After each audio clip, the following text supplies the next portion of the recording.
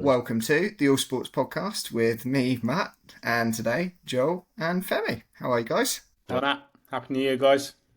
Happy New Year to all our listeners out there. Same to you, Matt, as well. Happy New Year to all the listeners, but not you guys. So we'll cover off a little bit of football from the weekend, and I always say it, and I shouldn't say it, but if we get round to it, a little bit of cricket, maybe a little bit of basketball. We've already covered a little bit of basketball, but we'll probably pop that into shorts instead of in the podcast. So big football news over the weekend then. Man United. They're back, baby. They're back. 1 point against Liverpool. I mean, 1 point. You'd have taken 1 point in a relegation battle. You take 1 point anyway, but against the league leaders.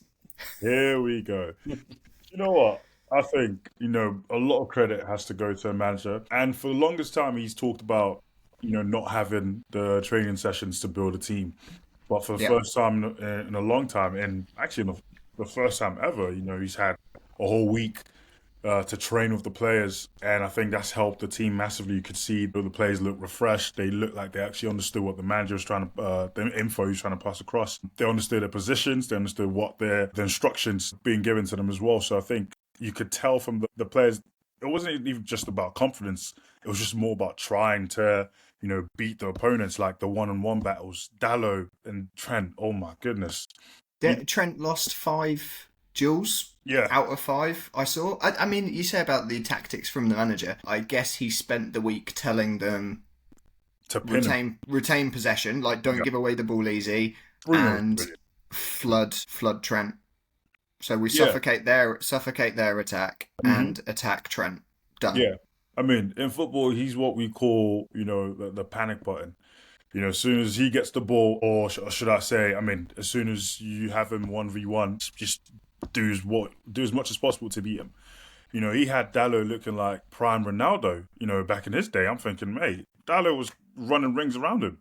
And Dalot's, he's someone who struggled this season. So for him to have that sort of game, I think that says more about Trent than it does Dalot. Bruno Fernandes was brilliant. Honestly, mate, he was special. I think he's one of those players who will just continue to get better. Like, there's no sign of him stopping. Of course, I know he's not been great this season.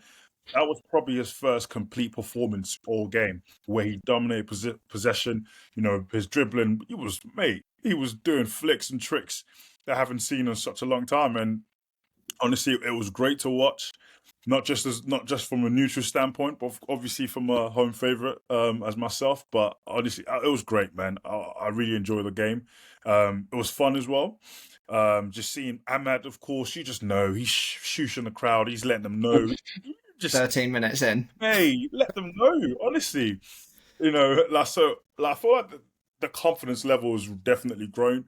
Martinez, what a goal! That is a striker's finish all day.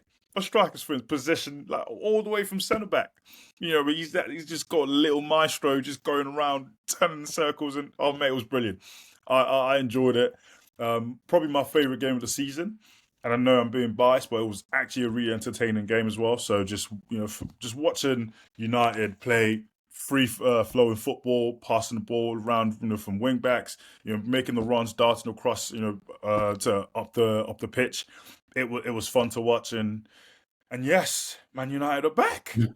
You said about Bruno Fernandes is going to get better. Actually, generally, I would agree about a player that moves into their 30s. However, he's a player that I don't think relies on the physical attributes of like being an athlete.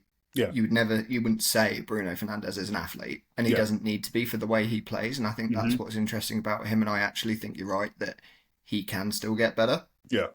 Honestly, he's brilliant. And then if he stays, which I can see him staying. Oh, for sure. Why wouldn't he stay? Saudi money. Nah, he doesn't want. Like, he could have got Saudi money in the summer. That was the perfect time to get Saudi money, and then he stayed, which shows his commitment to the team. I know he's gotten 3 red cards this season, but I still think he's captain material. It hasn't been a great season for a lot of the players, but Bruno Fernandes, he stepped up. That was a real captain's performance from him as well. Watching just contribution all round. Dalot, brilliant. What's his name? Maguire. I mean, listen. I know everyone's going to talk to me about. Talk to me about him kicking a conversion instead of a shot. Did you see the reaction from the players on Onana? Literally, I've seen that. that was brilliant. So that was It was me as well. almost it was almost an open goal. I'd say, if I'm being honest, like I know people were saying, "Oh, well, he should have scored, should have done this," but it's like when you even see the shot, there's like three players right in front of him who could have potentially blocked the shot. You know what I'm saying? You've got the goalkeeper and you had like two other players. So They may have blocked the shot. they If it may had have been on blocked it. target, You know what I'm saying? we'll have never known. But honestly, like the ball from Xerxes wasn't great, especially you're passing that ball to a defender. You know, I think it wasn't great. You needed to just Bit of slide it sympathy. across, leave put on the ground. And but honestly, I can't complain. Like with how poor we were. I mean, before the game, you're seeing people talking about how many goals are Liverpool going to score, and we hadn't scored at Anfield for 5 years. And to That's go on crazy. and put on that performance, score 2 goals, and actually come from behind as well to level the game. To me, that says a lot about the team spirit. It says a lot about the manager, the character of the managers, because he actually knows what he's doing, and says more about the players as well, and just the atmosphere. I know we talk about Anfield, the atmosphere, this, that, but I mean, at one point it felt like a home game. Joel, from an actual neutral, Joel, for this game, was it Liverpool playing badly or was it Man United playing well? I think a lot of it was United playing well, actually. I think they were really aggressive, particularly Dallo down that left-hand side. But on the ball, they were really brave first half. You could see that they were breaking the lines and taking the ball in difficult areas and managing to play through Liverpool. I thought like there were a couple of things about it that are encouraging for United. One was that they played like that in the first half anyway, where they were pretty good. But, they didn't get a goal, and they probably deserved one. They didn't really, like, Højlund had a decent chance, didn't he, in that first half, where he probably should have done a bit better. And then, like, there was a lot of chat on the coverage about Liverpool's ability in the second half to take the game away from teams. Slot's ability as well to make tweaks in the second half of games and for them to impact the results. So then I think for United to come out and start the second half the way that they did, which was consistent with their first half performance, I think is a really good sign. And then the other one is once they go 2-1 down, I'm thinking it's done. Like, that's it. Liverpool have won it. They turned it round. United were good for a bit and then froze a little bit, and Liverpool took the game away from them. But actually to come back again, not only equalise but almost win the game. I think there's some really good signs there for United. Obviously, there's huge question marks over consistency, and both Amorim and Fernandes were saying after in their post matches, they were both saying they were angry with the performance almost. Like they were saying, like, this type of performance in a big game is great, but if we're not doing it week in, week out, and if we know we're capable of it, but we can't produce it consistently, then there's a big problem. So they need to prove that to themselves that they can do it. But I think, it's clear that work needs to be done at the club, not just on the pitch. And Amorim can't do all of that. He can only do the pitch side of it. If he can get them looking like a football team again, and they can help him out in terms of regenerating the squad, which they probably need to do to quite a big extent, then maybe they can start competing again. But they've got no balance in the books to do so, have they? I think they need to sell, don't they? We do. We do. I think we've got sell to buy. Can start with Marcus, you know what I mean? I think we're at the stage. Does anyone believe that he was actually ill for this game? Do you know what? I mean, he probably was, to be fair. If we're being honest, the manager's got... chat about his professionalism, wasn't there, as well? I mean, he's been out for what, 6-7 games now. So what's the harm? Came back, didn't he? He came back. Yeah, he came back. But what's the harm in saying he's out? It doesn't actually mean he'll play. But I see. Obviously, under Ten Hag, maybe I would have thought probably wasn't ill. But with Amorim, he's been completely honest and open throughout. So I have no reason to doubt it was anything more than an illness. And regardless whether he was ill or not, I don't think he would have started. I don't think he would have played anyway. All the best to him. Did Liverpool have a similar issue in their backroom management or higher up? in terms of their management. I'm just thinking about like these contracts that they're not tying down. That needs to be resolved, and that's not a slot thing, is it?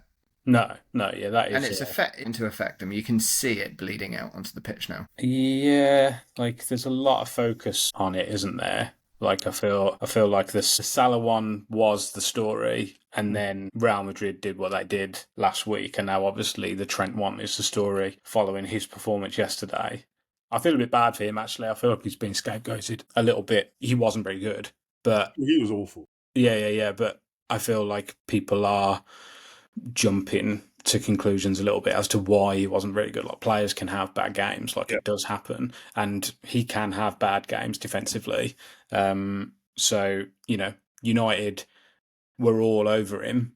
He didn't get a lot of help, did he? Like, there's not a lot of help coming from the other way, and that's always a question about that Liverpool right hand side. But anyway, he didn't have a good game, and Man United massively exploited that. I don't think there's any like deeper things to consider in terms of reading into whether it means he's already going or whatever. Like maybe he's a little bit unsettled by what happened last week. Like that's a big news story, but we don't know the conversations that he's having with the club, and we don't know where his head's at. It's impossible to say.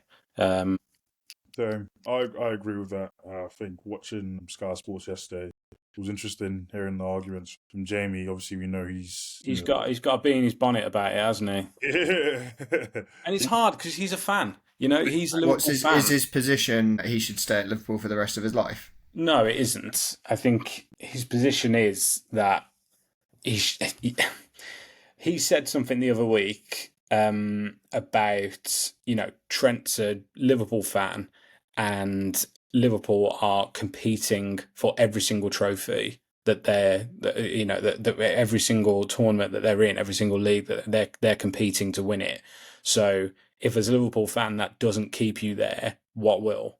And I think because of that, his situation is viewed a bit differently to Salah's, which might be fair or unfair, but there's just no getting away from the fact that it's more emotional when it's a local lad. And I think Carragher lets that cloud his judgment a little bit. And he's also played for Liverpool, and he's close to the dress. There's no doubt that he's close to the club. He's going to have people there who he knows and stuff. So I think, to be fair to Trent, I don't think he's gotten the respect he probably deserves for a player so talented and won so much with Liverpool. Like he's won everything. I actually massively agree. Like I think people over-index on his defensive frailties that they see it, but he's an unbelievable player. Like he should have loads of England caps. Yes. How many does he have? I reckon he doesn't have 30, does he? Which is mad. He's a world-class player, and nobody's found a way to playing consistently for England. Yeah, so I think that's probably the challenge for him. It's more he probably doesn't get the respect locally or in the country as well. So I think for him it's probably a case of just trying something new. He doesn't even strike me as that sort of player who thinks I want to be a Liverpool my whole career. I get that vibe from him. He wants to explore. He wants to prove himself, doesn't he? Prove himself. He looks like the sort of player who loves a challenge, and there's nothing wrong with that. Do you know what I'm saying? It's just certain times in your career you just want a new challenge, you just want to try something new. And he shouldn't be slaughtered for that. But I think Liverpool fans, of course we know it is. People talk about Steven Gerrard, but they always forget the fact that, they threatened his family, the one time he actually thought about leaving. So I shouldn't say he was completely loyal when you threaten someone's family. So I say even with Trent, you called him all sort of names all week. And then he puts on the performance that he did. And I think the fans also have to take blame if we're going to talk about players' mindset heading into the game. I know he hasn't helped himself with, obviously, Madrid putting in a bid of, what was it? Was it 20 million? Which, if you're being honest, there's definitely conversations had with Trent's camp that they were going to do that. I get the fury from the Liverpool fans, but I still think there's a way to go about it. But of course, like Joel said, you do have to understand when you're an academy player, those sort of people are slightly more emotional, similar to how it is with Rashford. Yeah, and there's been a lot of chat about Real Madrid aren't going to want him after watching that performance because of his defending. Since when did Real Madrid care about their fullbacks defending? Marcelo was atrocious. He's not going to have to. He goes there. That's awful. Not what he's going there to do. No, absolutely not. They want him to run the game from right back the way that he can. That's all they care about. And a Dictate the counter to game. Jamie Carragher's argument really is that he says like they're in every competition, like they're competing for everything. Well, he's won the Premier League, he's won the FA Cup, a couple of EFLs, he's won the Champions League. He's won the Premier League. He's even won the big one, the Community Shield.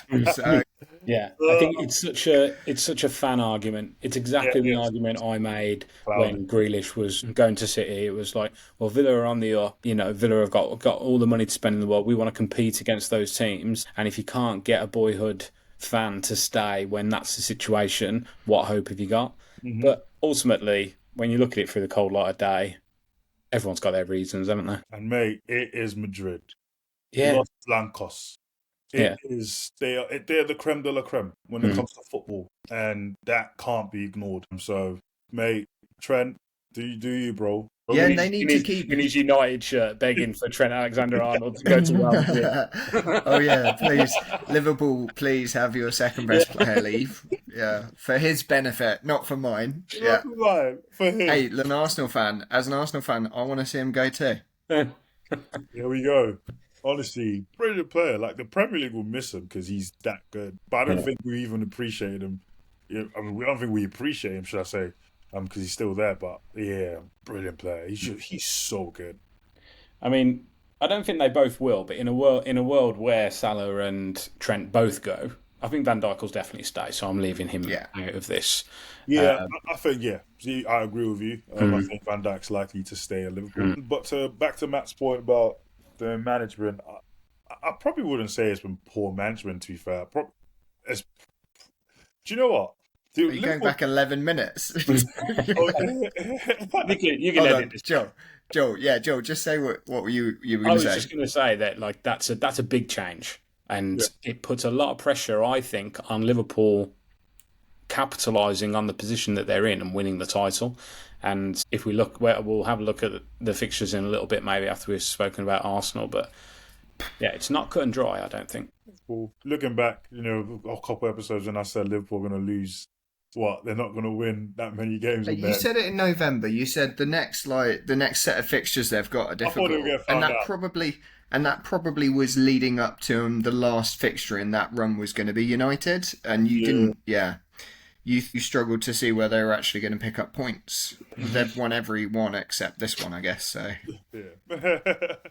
they've slowed down a little bit, haven't they? I feel like anyway. Yeah. I mean, I haven't seen their results, but I feel like they've slowed down a little bit. Yeah, they've scraped. They've managed to scrape some scrappy wins in there. Yeah, but I mean that's the mark of That's You've got to win scrappy. You've got to find a way to win scrappy. So we'll switch on to Arsenal because that's a team that they're still not there in terms of winning scrappy. Like set piece wins aren't winning scrappy. It's finding goals in open play. That's what they still need to do. I think like looking at transfers, Arsenal without Saka is obviously a massive loss. There's a massive hole that's there. No Nwaneri there as well now, right? Yeah, but the reason why it's a massive hole is because we've got a hole on the left wing side as well, because Martinelli's not good enough, and I think that is now more obvious now that you don't have Saka. So yeah, there's a big issue there. More than Arsenal needing a central striker, I think Arsenal need a left winger more so, or a left attacking player. Is Trossard also not the answer there? He's a squad player. We brought him in to bolster the squad, not to be first team. Are there any links? No. No one's there. No one's there on the left. Ife's not, like, on the left wing. The links are only, like, the main strikers, aren't they? So I can't think of everyone's getting linked with the same players as well. Who's really, like, who's out there that I'd probably recommend for Arsenal anyway. Yeah, it's really hard. Once you get to that level, you need elite players who are going to come in and influence your first team. It's really difficult to do, especially in January. Yeah. There's probably 5 in the whole of Europe, let alone in the Prem. Or then who is even available, maybe none. No, Yeah, the amount of things that you need to fall into place for a transfer to happen in a small cohort of players in a 1 month period when everyone's playing, it's really hard. Yeah, you've got to be building up to it for a year or two, perhaps. Those pre-contract talks that you've got to be having and setting up that deal. The personal side of it as well. Like, most players aren't looking to move in the winter transfer window, especially because they've got family in school, they've got like life in general. So it's always something to look ahead for. It's like I'm not moving my family at this stage of my career just just for the sake of a transfer, unless it's something that will change my family forever in terms of like the finances. But just want to do it. What did you make of the penalty, Matt? Let's talk about it. Absolutely horrific is my biased view. My attempt at objectivity is that he headed the ball first. Like, the ball touched his head, so therefore not a foul. It looked strange. At first, you're like, what's happened there? Never really seen a pen given for something like that. Yeah. And he's not when his head touches the ball first. Yeah, I think that's hard to it's say. It's a typical clash of heads. If that was anywhere else on the pitch, it might have been a drop ball. He's just a touch late. I think that's all it is. But he headed the ball first still. But I think that's by the letter once it's given, I think that's hard. Yeah, I know. But by the letter of the law, was it a pen? I don't know.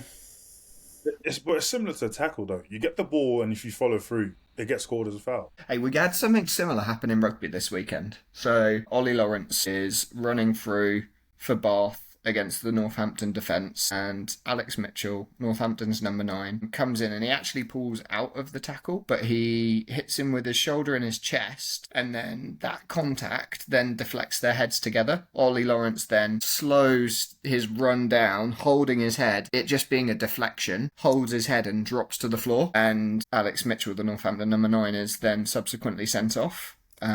Which was balmy, especially when you see Ollie Lawrence smiling to his teammates afterwards about it. Obviously, you know what's happened, and in football it'd be simulation. But they've got shotgun shields that send data of the collision to whether or not they need to have a head injury assessment now, and his didn't trigger it. So he was holding his head, but actually the collision hadn't been significant enough for him to even be checked over, let alone anything else. So, I mean, it's different because it's simulation, and it wasn't simulation in the penalty, but it's that head-to-head contact. It seems like in professional sport now, it's taken a lot more seriously, and if there is an incident, then it is given in favour of the recipient. Similar to NFL. I just thought it was a little bit clumsy from Saliba. Yeah. Definitely was, clumsy, and it's definitely unfortunate that it was given. But I can kind of see why it was at the same time. He was amazing, by the way. I absolutely loved watching him defend. Wow, Pedro or Saliba? Saliba. I think he's. I've renamed him Wow Pedro, by the way. I might even change my FPL team name. Yeah, I think. What's the feedback? Yeah, I think he's Brazilian, isn't he? So I think it's wrong. They pronounce their J's. João. João Pedro. I just think Saliba's like front foot defending. The way that he wins the ball around centre forwards when the ball's coming into them. It's so good. He's a football player, isn't he? Yeah. He's really good. He's confident on the ball. But I thought Arsenal looked blunt, to be honest. Yeah, and that's it. So that's my point. Like, circling back to that. Yeah, circling back to that, they're blunt on both wings, and then they're just going through the middle through Ødegaard, who has no outlet. Yeah. And that is very worrying for Arsenal. In terms of the home fixtures, I'm not sure what they look like. The away fixtures look very favourable for Arsenal, playing. Well, that's the thing. 14th, 16th, 17th, 18th, 19th, and 20th in their last 7 away games. Yeah. I think that game versus what was Liverpool's once? Liverpool is like 3rd, 4th, 5th, 6th, 7th, and 8th or something like that. 2-0 Forest, Chris Wood. Yes, bank those FPL points. Is he in your FPL team as well, Joel? I've got him as well, yeah. You're double dipped for Notts Forest. I know, but they're in great form. Have you got a Notts Forest defender as well? Because they're doing okay. I've got Milenkovic, so he's doing all right so far. So Liverpool's away fixtures are at Forest, that's next. Forest who are 3rd, Chelsea who are 4th, City who are 6th, Bournemouth 7th, Villa 8th, Fulham 9th, Brentford 10th, and Brighton 11th. They've still got to go to Everton, which is, awkward for them. Yeah. It's especially as it's going to be a midweek, isn't it? It's going to be a midweek. It's going to be shoehorned in somewhere.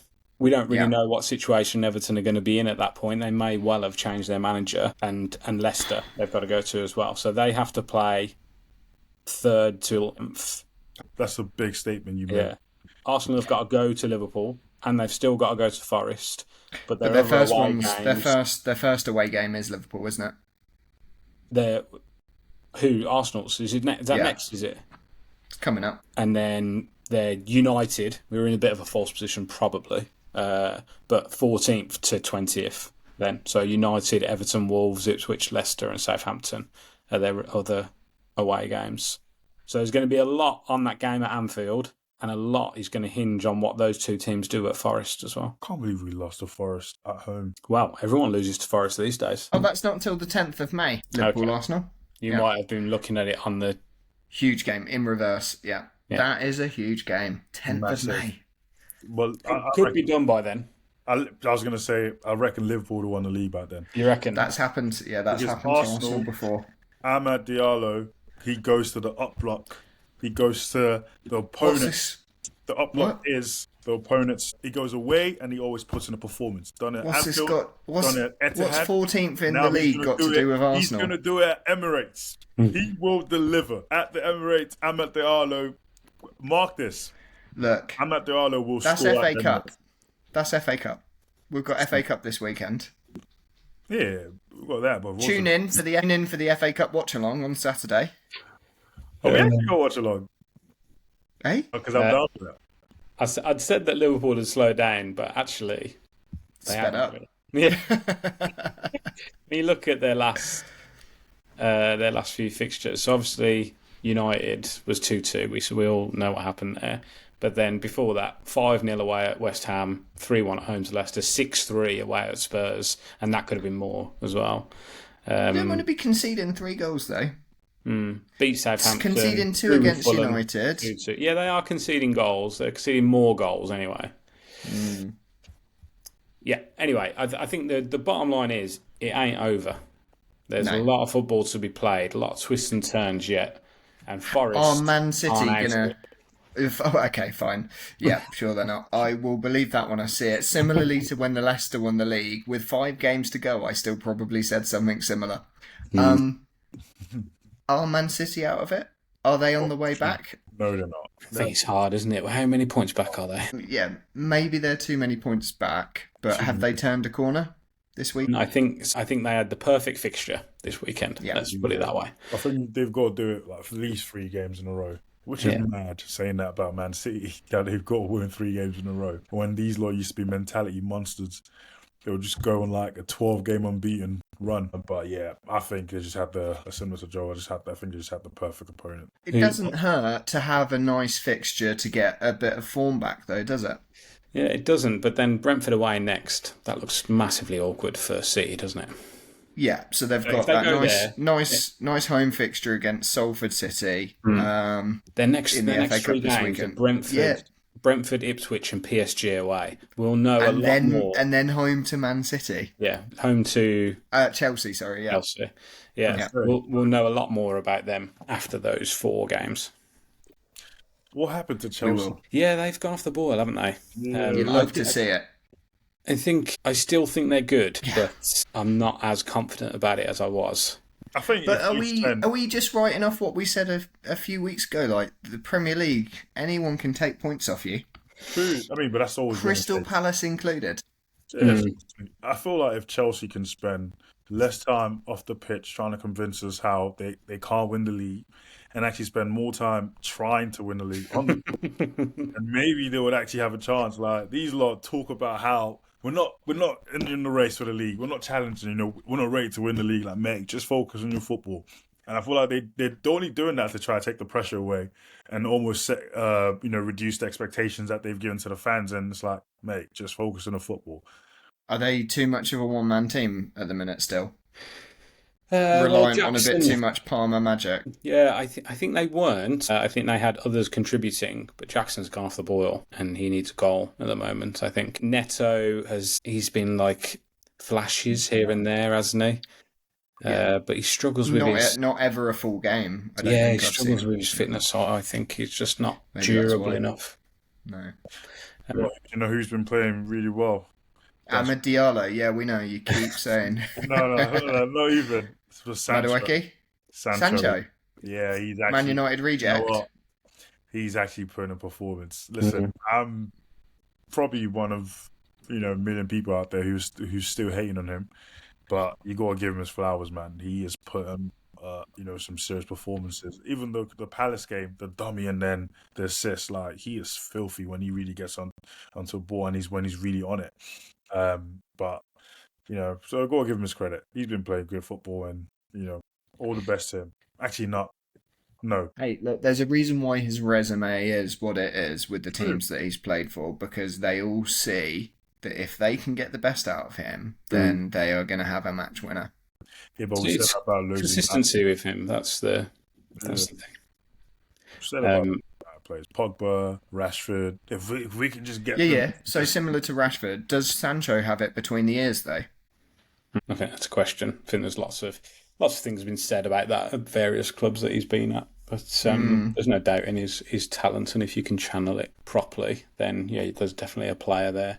I think Chelsea they lost Fofana for a while. I think actually he's quite a player for them when he's in the team 'cause he's really good. And I don't think Adebayo is.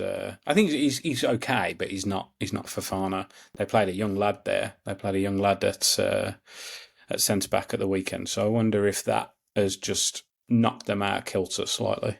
I think they was reading reports they're looking to recall Trevor Chalobah. They've also been linked with Mark Guehi as well. That's embarrassing. I always think when a player leaves your academy, Mm. go ahead and buy him. It's just it's so embarrassing. Yeah. That often happens when teams are playing each other, though, doesn't it? It upsets the apple cart a little bit mentally to be talking about players from the other side. I don't take it too seriously. When you see a manager mention a player from the other side in the build up to the week before, it's often just a little bit of mind games, I think, Yeah. rather than they're seriously looking at the transfer.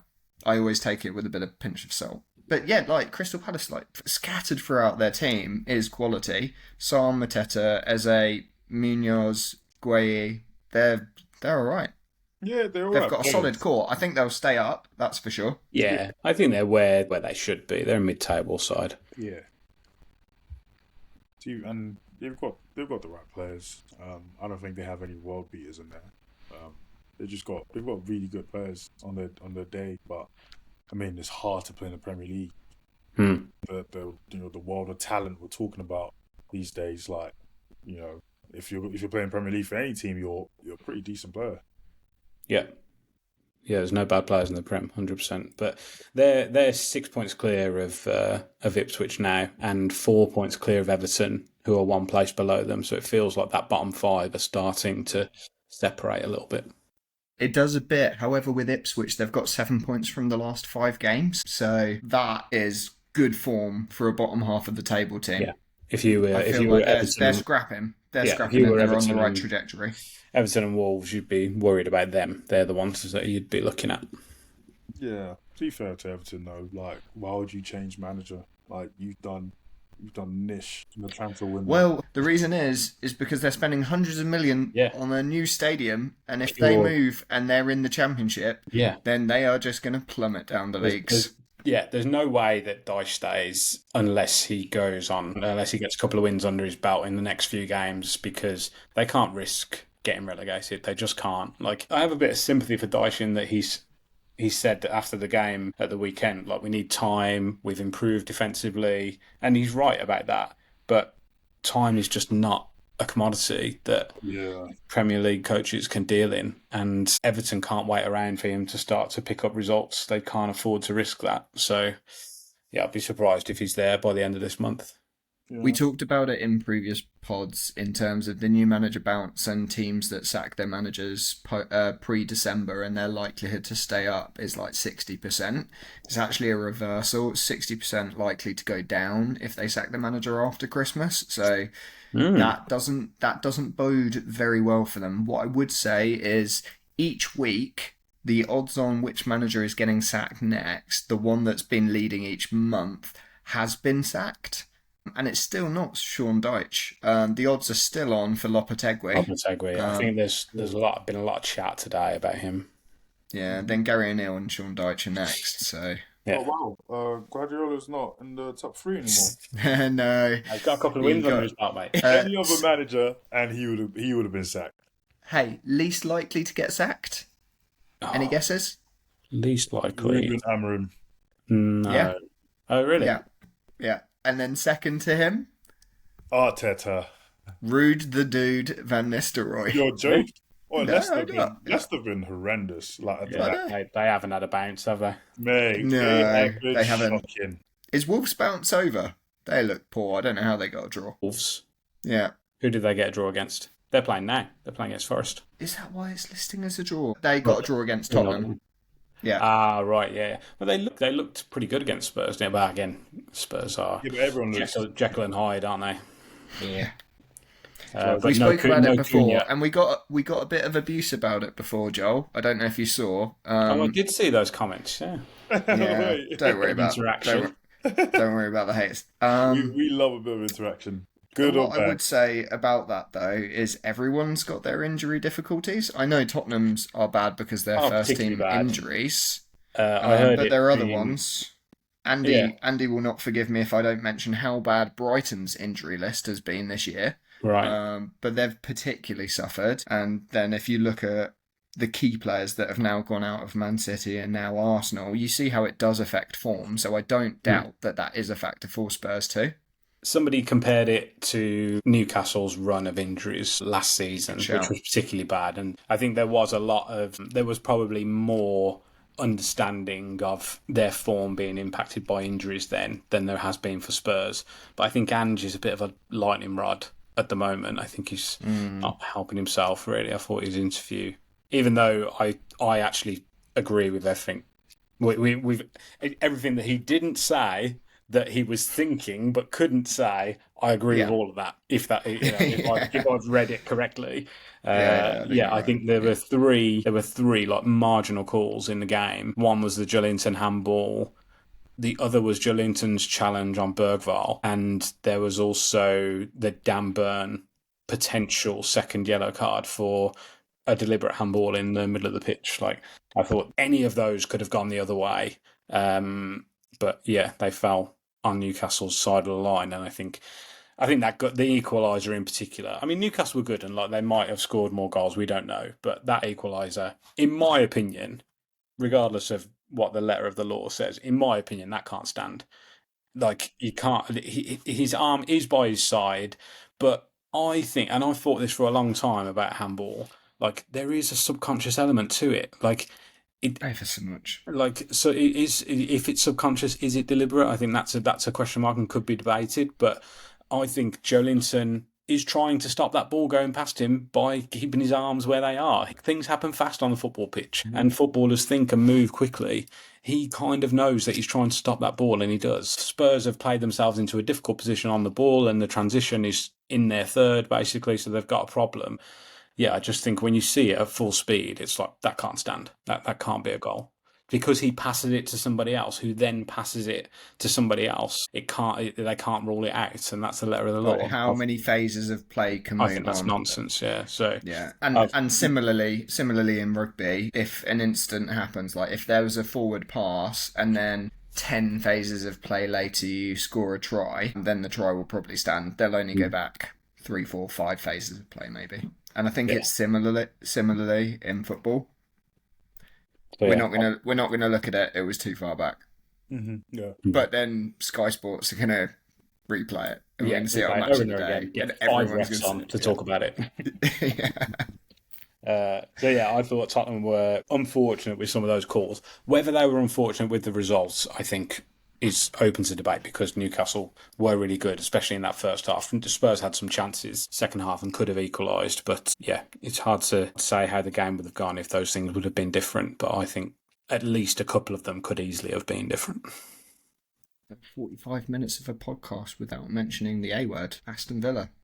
Happy? Wow, there's not a lot to say at the moment, is there? They're doing okay. They're not playing very well, but they are picking up results. So yeah. I would expect them to be relatively busy in the January transfer window. They've already been linked with Marlon from Dortmund. I think his first name's Daniel Marlon, is that right? He's a Dutch winger who currently plays for Dortmund and has been, I think, their top scorer in the last 2 seasons, but has not hit the heights this season and is seemingly available. And Villa wants someone who can play. I've spoken about it quite a bit, about the quality in the three behind the striker. Like, it's only really been Rodgers who's been producing in there. But Leon Bailey got his first goal of the season at the weekend, so let's hope. Well, I'm hoping that is a turnaround in his form. But yeah, Villa want someone who can kind of play across all those 3 positions, and Marlon ticks that box. I'd also expect them to bring in a right back, somebody to compete with Matty Cash for that position, and that means that Konsa doesn't have to move out there if Cash is unavailable or it's not quite the right game for him or whatever. It gives him a bit more flexibility and ability to keep Konsa in the middle, which is very important, especially considering Pau Torres is going to be out for a couple of months. That might be a nice little signing for you. That will give you a little bit more versatility and squad depth up front. Yeah, I mean, they're not a million miles away from fourth. I think they're 4 points off Chelsea. So they're not out of the race, but they are not playing in a way that suggests they're going to put a run of form together to get themselves back in it. So some fresh legs and a few more options might be the catalyst that they need. But there's so many good sides. There's still quite a few good sides between Villa and Chelsea. Oh, that's it. Yeah, it's hard when the team that you're chasing down is Chelsea and you've got Man City and Newcastle ahead of you. Man City, Newcastle and Bournemouth, like in between those positions as well. So it'll be tough. But if Villa finish top 6 and get into the knockouts of the Champions League, you could probably say they've had a good season. I would really like definitely pushing for an FA Cup run at least. But we've got a bit of a sticky one against West Ham on Friday, so we'll see. Good luck. I like that chat. What does a successful season look like for United now, Femi? At this stage, just probably less focus on the table, just more focus on performance. Have an established way of playing from now to the end of the season. Maybe rack up a fair few points. I mean, we're 14th. If we can make it to the top 10. 10 points off Europe. 10 points off Europe. Mm-hmm. If we can make it to top, and Europe, that would be 6, right? Or we go, is that 7? It all depends, doesn't it? It all depends. Yeah, it does depend. Yeah, I think everybody is expecting 5th to be Champions League this season again, but there was a lot of chat about that last season. It wasn't. I have no intention of United playing in freaking, what's the one Chelsea playing? Conference? No chance, mate. Like, if we can just make it to 8th and play consistent football and make it, obviously it'll be tough to make a run for FA Cup. Your season next year will be a lot better for you finishing 8th than 6th this year. Yeah, for sure. So I think 8th place would be from where we started. That'd be so scrap not talking about the table. All they want to focus on is the table. No, yeah. I mean, but obviously, bit of an FA Cup run. Nah, we've got Arsenal. Any signings? You know no, you're not going to get past Arsenal. It'll be tough. It'll be tough at this stage. Where is that? Tough. At the Emirates. Emirates against the all-time leading FA Cup holders. Oh yeah. So let's just scrap that. This season's a write-off. Just have an established way of playing. Sell the players we need to. Come back next season. Rebuild in pre-season. And then be ready to challenge again for a Premier League title. Generate a bit of squad stability. Yeah, that too. Yeah, I've said it for Arsenal. Arsenal need that left winger more than a centre forward. Would take a centre forward though. Who wouldn't? I think Arsenal. I think Arteta's getting away with murder of Arsenal. He's been there 6 seasons, and he has 2 Community Shields to show for it. He actually said he's won 3 trophies. I was in disbelief when I heard that. The reporter was said to him, I mean, you won 1 trophy since you've been at Arsenal, and he goes, no, 3. I think that's like, I'm surprised he's not counted the pre-season Emirates Cup. Mate, honestly, embarrassing. It's only a small step away from that, isn't it? Yeah, it's very close. 6 seasons and 1 FA Cup to show for it. I'm sorry, but that's just not. That's nothing to write home. It's not an easy league to win in. You have to win the league, but only one team can win the league each year. 6 seasons, mate.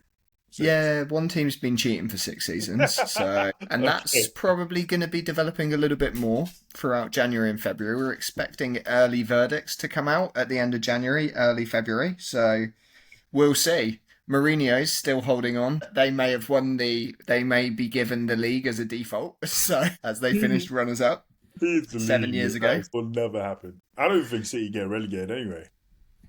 Honestly, I don't know.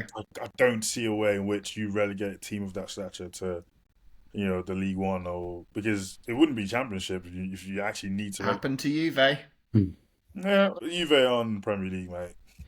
Money. Yeah, exactly. It's Italy. I think. Yeah, money talks in the Premier League, and City are going nowhere. If anything, a suspended sentence or suspended relegation. Yeah. It's nowhere near as cut and dry as what happened at Juve, I don't think. So yeah, that was actually football corruption. Better accountants at City, are they? Much better accountants, much better lawyers, I would have thought. I weren't actually paying any refs, so. Yeah, exactly. And not paying refs is a big that's a big thing in their favour. Yes. All right, good place to leave it. Yeah. Thanks for listening along. If you've enjoyed listening in, you can like and subscribe on Spotify, subscribe on YouTube, get in touch at allsportspods@gmail.com, and we'll catch you on the next one. Cheers.